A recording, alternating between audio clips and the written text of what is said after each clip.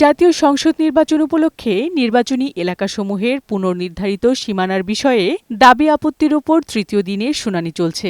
নির্বাচন ভবনে প্রধান নির্বাচন কমিশনার সহ অন্যান্য নির্বাচন কমিশনাররা শুনানি করছেন। দুপুর পর্যন্ত মানিকগঞ্জ, মুন্সিগঞ্জ, গাজীপুর, নরসিংদী ও নারায়ণগঞ্জের ১৪টি আসনের শুনানি হয়। এ সময় কমিশনের সামনে এসব আসনের সীমানার খসড়া গেজেট নিয়ে আপিলকারীরা যুক্তি তুলে ধরেন। গাজীপুরে একটি আসন বাড়ায় স্থানীয়রা ইসির প্রশংসা করে। দীর্ঘদিনের দাবি ছিল আমাদের এখানে আসন সংখ্যা বাড়ানোর জন্য।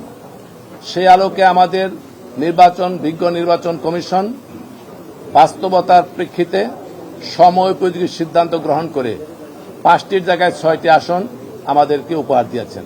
গাজীপুরে মহানগরে আরও আসন বৃদ্ধি করা প্রয়োজন, কিন্তু তারপরও একটি আসন বৃদ্ধি হয়েছে।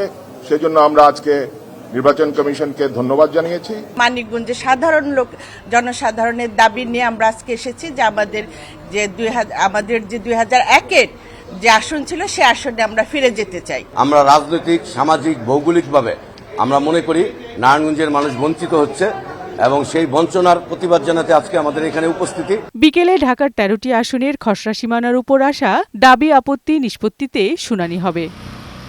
আগামীকাল বুধবার শেষ হবে শুনানি। এরপর চূড়ান্ত সিদ্ধান্ত জানাবে নির্বাচন কমিশন।